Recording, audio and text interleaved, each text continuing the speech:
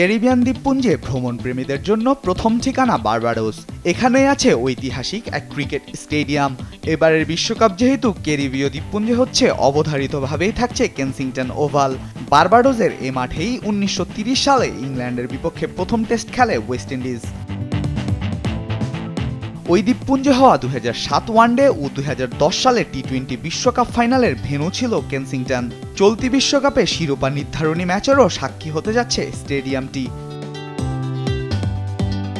২৮,০০০ ধারণ ক্ষমতার Kensington oval চালু হয় ১৮৭১ সালে। সেখানে ক্রিকেটের যাত্রা ১৮৮২ সালে, যখন পিকউইক ক্রিকেট ক্লাব এ মাঠের মালিকানা গ্রহণ করে। এ মাঠে প্রথম আন্তর্জাতিক ম্যাচ হয় ১৮৯৫ সালে, যখন স্লেড লুকাস সাইড বার্বাডোস সফরে আসে। ২০০৭ বিশ্বকাপ সামনে রেখে পুনর্নির্মাণ করা হয়েছিল মাঠটি। ১২,৫০০ থেকে ধারণ ক্ষমতা হয় ২৮,০০০। এখানে আছে সাবেক ক্যারিবীয় তারকা ক্রিকেটার জোয়েল গার্নার ও ম্যালকম মার্শালের নামের স্ট্যান্ড।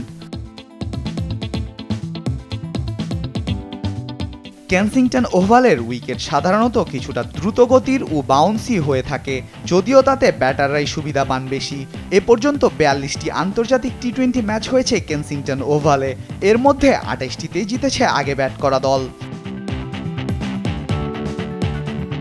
২০২২ সালে ইংল্যান্ডের বিপক্ষে ৫ উইকেট হারিয়ে ২২৪ রান করেছিল ওয়েস্ট ইন্ডিজ, যা টি-20তে এই মাঠের দলীয় সর্বোচ্চ রান। গেল বছর ইংল্যান্ডের বিপক্ষে ১৭২ রান তাড়া করে ম্যাচ জয়ের রেকর্ডও গড়ে ওয়েস্ট ইন্ডিজ। কেনসিংটন ওভালে এবারের বিশ্বকাপের গ্রুপ পর্ব এবং সুপার 8-এ ৮টি ম্যাচ হয়েছে। বিশ্বকাপ ফাইনালের মধ্য দিয়ে আরও একটি ঐতিহাসিক ম্যাচের সাক্ষী হতে যাচ্ছে Kensington oval. Al Mahmud Fahim, sports desk, দেশ টিভি।